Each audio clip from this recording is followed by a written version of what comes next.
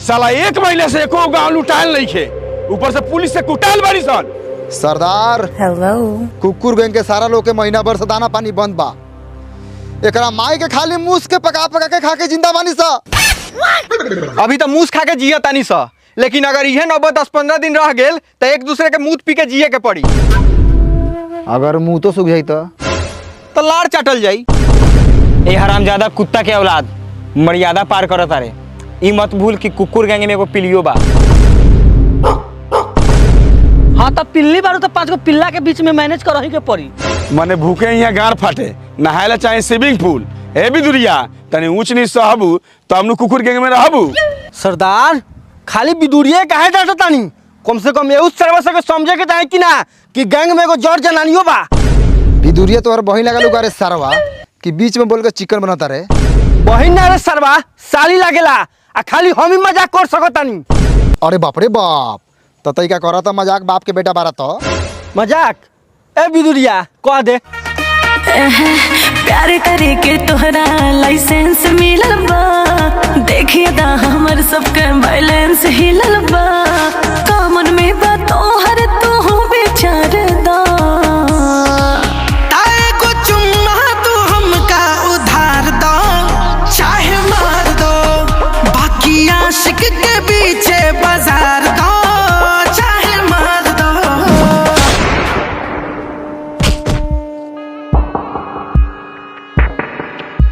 साला चुम्मा चाहिए। ए उठा के फेंक खराई में, गिद्दर खाई। आ चलो होशियारपुर गांव पर ढाबा बोलन जाओ। भाग सरवा, चुमा के चक्कर में गार लिवा ले।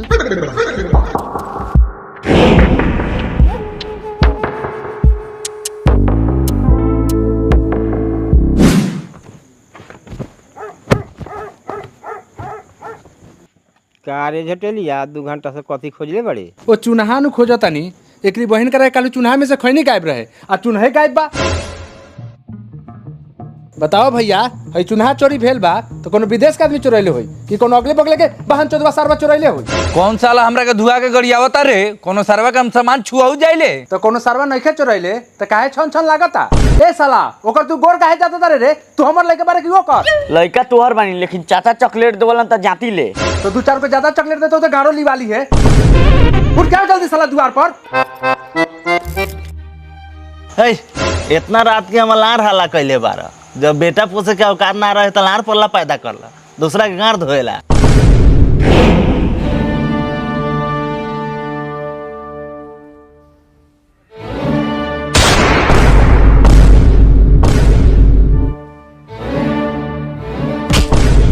बिना पूछले फायरिंग काहे करे रे सरवा? ए लार, हमर गोली के कमी है क्या मर दे।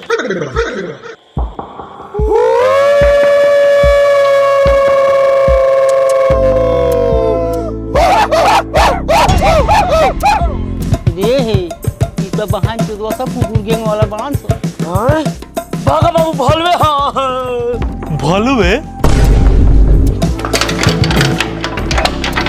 अरे खोल रे माधव तो डाकू आयल। सरदार अब भूखला से काम ना चली, गांव में ढुकला से काम चली। चल एकरी बहिन करा के एक जोराहे से गोली मारल जाओ।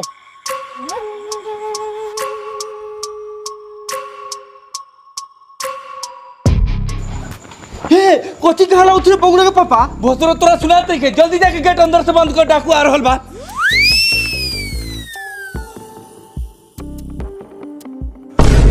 ए पागल दोगली हरामी के बच्चा, हमरा के बाहर छोड़ देले। यार जल्दी जल्दी सोना, जल्दी घर में नुका।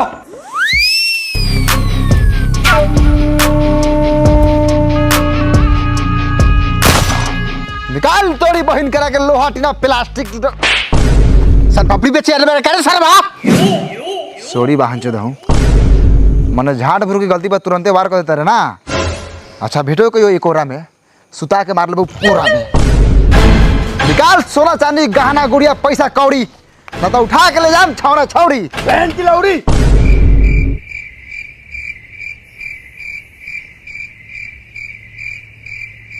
सरवा सा धमकी साथ देले बा जैसे कि हमने क्या कारू भाई। हाँ लगभग वही लिखा। ए तोनी के निकलबे कि सब के घर में घुस के एक जोरात से गोली मारी। डरात कहने बारे सर है हमने का डाकू है ताकू ना। ताकू ताकू माने कथी?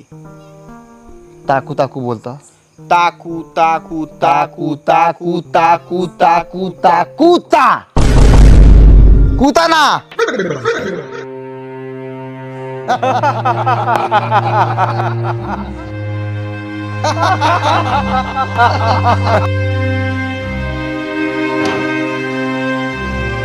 आई डाकू लोग खोल देले बानी जे करे के बस कॉल। कथी रे पोसरी कथी खोल देले बारे ये जंग बारी पिठास नु फाड़ दे। ए हाथ चढ़वा अपने चौकी के तब मोगल के घुस के लुकायल बारे आ गेट नु खोलनी है लेकिन कौन ठीक बा घर में घुस के गोली मारी कथी मारी। चलो उन्हें भौजियो खोल देले बारी हम जाइत नहीं लूटे ताले तूनी के ये समझा। काफी लूटे जाता सरवाई ई सरवा इज्जत लूटे के फिर में नहीं खेन का जानी सरवा चुपा हो बा। ए घर में जितना कीमती सामान हो सब उठा के ले आओ ना तो तोरा के ऐसे उठा देबे ऊपर।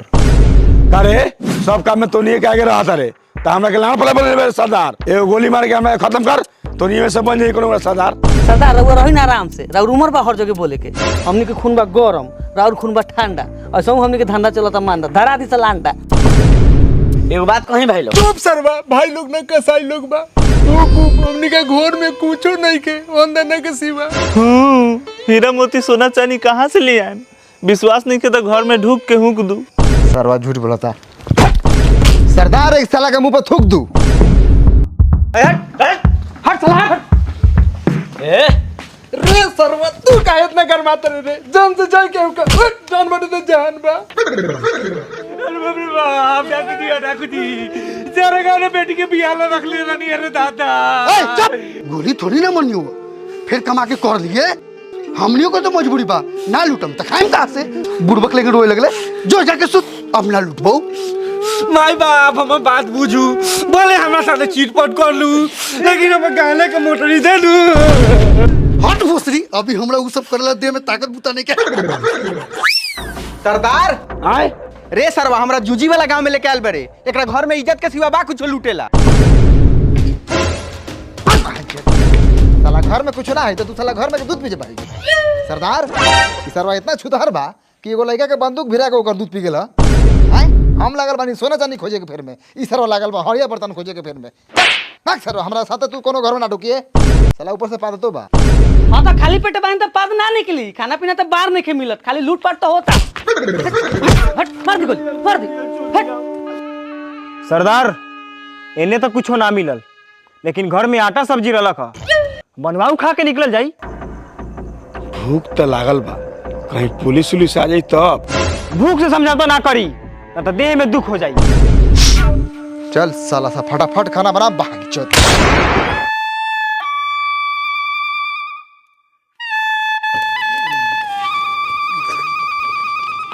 पानी ले आवा लोग खाना तो बढ़िया बा। तो का प्याज मरचा बा का दीदी? दीदी लोग प्याज मरचा कहाँ से होई हमनी से ना मांगा हमनी लोग मोट मोट मरचा बा हरियर। इनकर प्याज बड़ी भरका। भैया बकरी पठरू पोसले बानी। हाँ बानू 3-4 गो मोट मोट लमहर। सरदार चली सब उठाई बिहान खा पी के निकल जाई। सोना चांदी तई का लूट लेनी है भर पेट खाना खा लेनी है अब हम एकदम खुश बनी। तू खुश होबे हम खुश नहीं खी काहे तू काहे निकस खुश? मने तैका मैं के सोना लूट ली आ पेट खा के सोना ली खुश हो जाई ना। तो हमरा लेखन रह ना हमरा पास इनकम के सेकंड सोर्स बा। कैसे कैसे ट्रेडिंग करी ले बिनोमो पर एकदम ट्रस्टेड ऐप बा। तोरा के ट्रेडिंग करके दिखाई? दिखाओ दिखाओ रुक दिखाई ले। हाय देख देखी ग्राफ होखेला एमे हमनी के प्रिडिक्शन करे के रहेला कि ग्राफ अप जाई कि डाउन जाई तबे हमनी अच्छा अर्न कर सकतनी। अब हमरा लागत है कि ग्राफ डाउन जाई तो हम डाउन पे लगा देनी। अब हमरा 5 सेकंड तक वेट करे के बा। देख यहाँ पे हम अर्न कर लेनी। अब हमरा फैन लागत है कि ग्राफ अप जाई तो हम फैन अप पे क्लिक कर देनी। अब हमनी के 5 सेकंड तक यहाँ वेट करे के बा। देख हम फैन से अर्न कर लेनी। अरे वाह तो बड़ा बढ़िया बा लेकिन तू ही बताओ एमे डिपॉजिट विड्रॉ हम कैसे करम? और देख यहाँ पे तू डिपॉजिट कर सकत है। डिपॉजिट के बहुत सारा ऑप्शन बा, यूपीआई, पेटीएम, गूगल पे, फोन पे, बहुत सारा ऑप्शन बा। तू कोनो ऑप्शन से एमे डिपॉजिट कर सकत है। और ये देख यहाँ पे मिलेला वीआईपी स्टेटस, जहाँ पे तोरा सारा चीज मिली। और यहाँ पे तू अपन पर्सनल मैनेजर ले सकत है जो तोरा के ट्रेडिंग में हेल्प भी करी। अच्छा, एक डाउनलोड कहाँ से करम? डाउनलोड करे के बाद हमारा डिस्क्रिप्शन में लिंक बा, वहाँ से डाउनलोड कर सकत है, या फिर कमेंट पिन में लिंक बा, वहाँ से डाउनलोड कर सकत है। और तू भी रजिस्टर करके अच्छा अर्न कर सकत है। चल अभी एक हम डाउनलोड करता कर। चल पहले घर लुटल जा। वही जो तो बड़ी कादो की है पारस जी। हिसाबे से चलिएगा ना तो गिरने पर गारा फटने की संभावना है। अरे बाप रे बाप, सरवा तो सारा चीज लूट के ले गए रे दादा। बताइए, बेचारा लोग रो गा रहा है। लगता है ये लोग का भी इज्जत लूट लिया है साला सो। दरोगा जी मुंह संभाल के, खाली घर लूटाइल बा। अच्छा बाले बच्चे आइए, नाम लिखवाइए, सरकार को बुझाएगा तो मुआवजा देगा। अरे सर चलिए ना, डरा क्या रहे हैं, हम है ना। अरे बाप रे बाप, सारा धनवा लूट के तो डकुआ ले गेलै रे। अरे माई रे माई। हट दोगला के बच्चा, सुकून से रोए दे। बताइए, इधर भी रो रहा है लोग। ए हटिए, छोड़िए, मैं डकैती तो इधर हुआ है। आप लोग रोइए मत, डरिए मत, पुलिस आपके साथ है। दरोगा जी प्रणाम। दुखी है फिर भी खुश रहने का कोशिश कीजिए। डकैती भेलक है रात में, आ तू दिन में लपड़ाई करे लहा। चुपचाप जात रखना यहाँ से। है ऐसे हौसला बांध के आइएगा तो हमारा हिम्मत टूट जाएगा महाराज। दांत चियरबा तू, चियरवा दी। गाय ऐसे बोलता रे सरवा, डकैतिया हम करा देनी है, आकि डकुआ सके हम भेज देनी है कि जा लुंगिया गंजी वाला के सहियार के गाड़ मरिया। दरोगा जी लुटाइल हमनी का बानी, रहुआ काहे गरमा तनी, जब इतने गांड में दम रहल खता राज के आईती। सुना ना बुढ़ऊ, पुलिस से बड़ा टाइट बतुआता रहो। डकुआ कहित लुंगी खोल के लंगटे नाचेला तो नाचता, तबे बचता। डाकू से किसको डर नहीं लगता है? आप लोग सामान लिखवाइए ना, कथी कथी चोरी हुआ है हम समझे। दरोगा जी कपड़ा लाता, खाना पीना, बकरी पत्र, माल जाल सब ले गेले पुत्रा। अरे बाप रे बाप।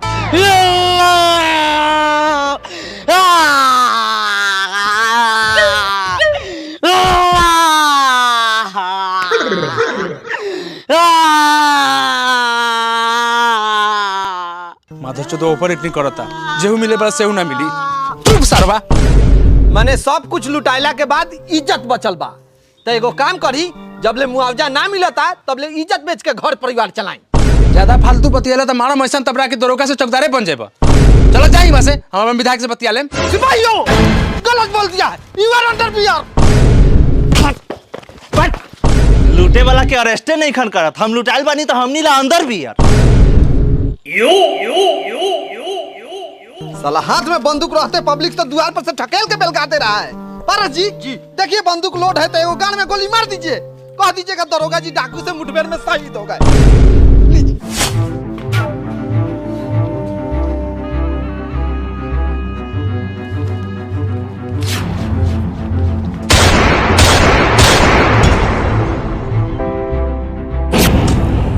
बाप रे बा, इधर सारा कुकुर गैंग बा।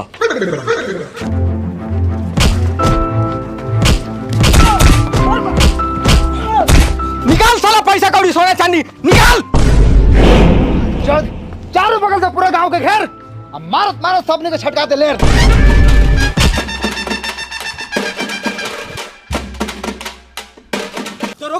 दरोगा जी जल्दी चलिए, हम थाने होके आ रहे हैं। शासन टोला में कुकुर गैंग डकैती कर रहा था। चलो इधर चलिए दरोगा जी।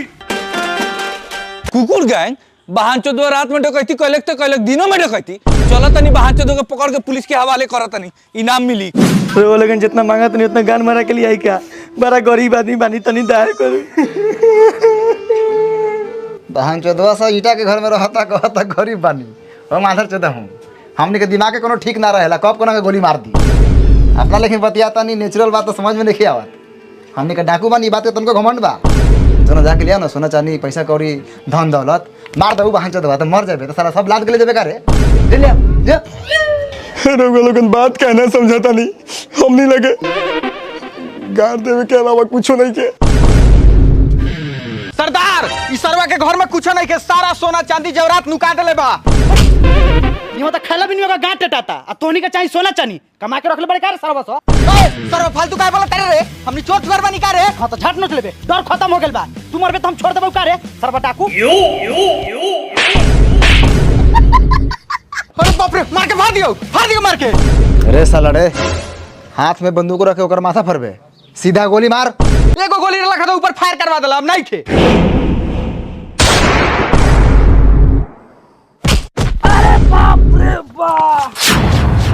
कारण नी पुत्रा दोगला के बच्चा हरामी के औलाद तोरा के बार-बार कहता नहीं कि हमरा घर में मौरत मानुस नहीं खे त काहे करिया सार लेकिन आंगने में चारों बगल फुफियाइता रे मार के गोलियां दोनों बाजू उड़ा दी। सरदार औरत से लाजू तक खाता नहीं ठीक लागता भेजा ना भोसरी भी दुहिया के आके सल्टो ए बुझला बंधु काती मजाक केले बारू डाकुनु बानी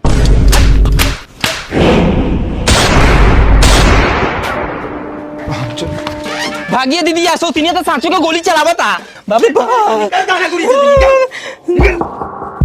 सरदार लोग में डरे नहीं के बिना बंदूक के कोनो कुछ देते नहीं के। चल लाश गिरावल जा बिना लाश गिरले कोनो कुछ दी ना।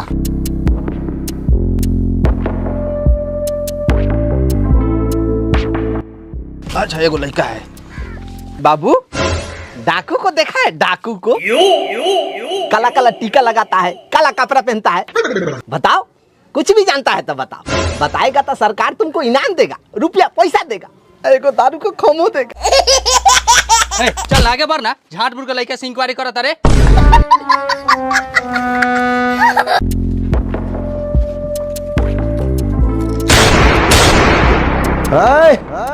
चुपचाप भला आदमी के बचा लेकिन जे घर में सो निकाल काहे कि अब हमनी के गाड़ पे बीक चढ़ गेल बा। दिमाग पे बोल सरवा बोले के दूर तक बार नहीं खे अड्डा कहती करबो कथी बोले रे माधरचोद मुंगलाट पेल दियो का रे कथी बोले तू कथी बोल ले है तके घर दा बता घरवा ए सरदार तनी है के लोड का के देता भाई हाय लीला जाए लागत लियाल गहना गुड़िया डलिया में लो लो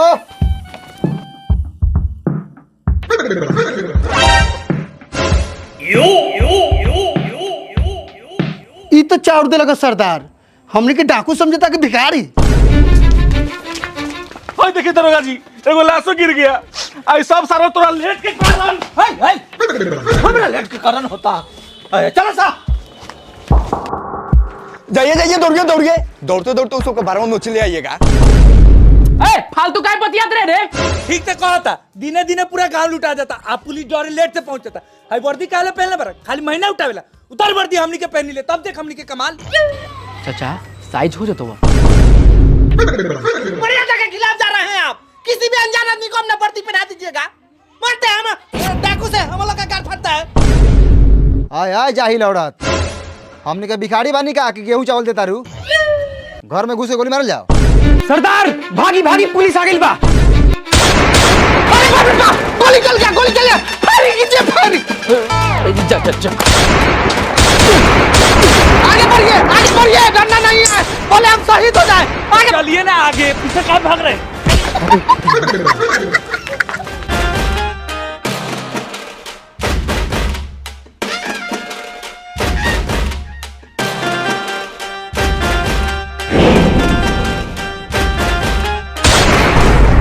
मर गए जान नहीं लगा जी गए बच गए आगे बढ़िए जब तक है जान। शाहरुख खान बोला मजाक नहीं।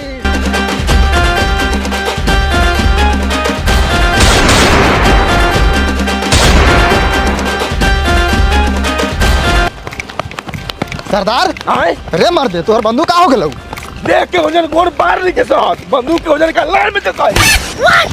अकारे काली चौरान तोहर बंदूक कहाँ हो देह में जान प्राण बाहर नहीं के बंदूक लानवा से उठाई ज्यादा बोलता रे तू ज्यादा बोलता रे मार देबो गोली पुलिस पर ही तोरा के समझ ले। अरे ए कहां ले रे लुकारा नहीं है लुकार ले हा साला डरपोक टोनी का बड़का ढीठ भरे त काहे भागत रे सबके अपना अपना जान के डर हो खलई। दरोगा जी दौड़ते दौड़ते मर जाम का सामने बात चलाई ना गोली। अरे दौड़ते दौड़ते हाँप गए हैं अंगुली काम नहीं कर रहा है हमारा उंगली काम कर रहा है मार दे का रहिए ना आराम से हम लोग को जिंदा पकड़ना है। सरदार पुलिस सामने आ गया है मुठभेड़ किया जाए। भागो तो जान बचाओ डाकू घूम गया है।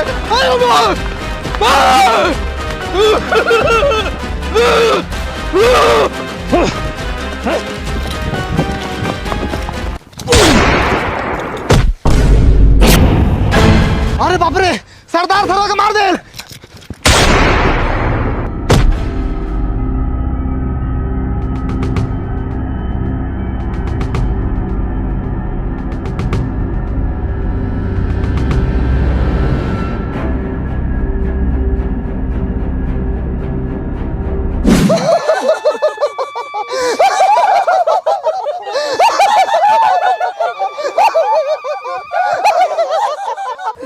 Malam mal, malam hoyangel, la nunu ilan ma, am hon ana.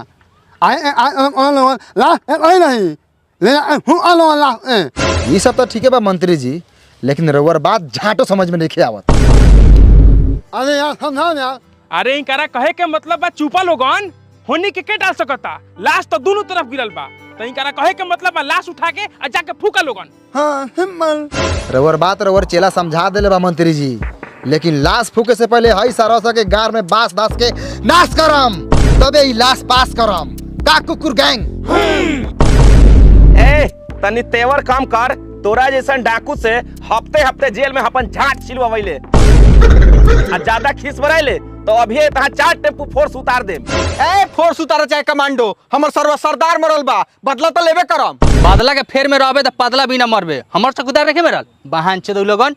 ए तोनी के तो खाली चौकीदार मरलो, बड़का ऑफिसर मरल रहती हो, तो हमनी के छोड़ दे। सारे डाकू के अभी तक ले सफाया करते रहते। बेशक मंत्री जी सरवा बोलत तो ऐसे वजह से एकर सरदार यूपीएससी निकाल के डाकू के सरदार बना रहे। हमर चौकीदार तो सर के 2 लाख रुपया घूस दे के घुसा रहे। अरे रुकिए आप लोग, यहाँ ना उमर है ना पुलिस वाला मरा है, यहाँ पे 2 इंसान मरा है, और नाश्ता नहीं आइए। नाश्ता निकालिए मने यहाँ दू गो लाश पड़ल बा, ओकरा के बिना फूकले हमनी का नाश्ता कर ली। मने रउआ चक्कर में हमनी धर्म नाश ली ना। अरे इनकरा कहे के मतलब बा ना पुलिस मरल बा ना डाकू मरल बा, 2 गो इंसान मरल बा, बीच के रास्ता निकाला लोगन। हाँ तो रास्ता बनवावल निकालल नेता लोग के काम बा, डाकू लोग के ना। अरे यार बोलो, अरे यार मसाला सुना। मंत्री जी रउर हम बात समझ गए बानी, रउआ बीच के रास्ता निकाले के चाहता नहीं ना, तो रास्ता हमारा जूझ में निकालम कि हमारा मरलका सरदार के सुतलका लाड़वा में है। सारा सौ अभी तेवर कम होता। बोले दे, खसी कटे से पहले बहुत में मिया ले। दोनों आदमी आन सुन लो, ना हम अपने माँ उन्हें हम अपने माँ, अभी मारे होने ना उन्हें अभी सुना होने ना उन्हें जाने, ना आपसी विवाद मत और लोगों नाच में, ठीक मानू। ये हाँ बात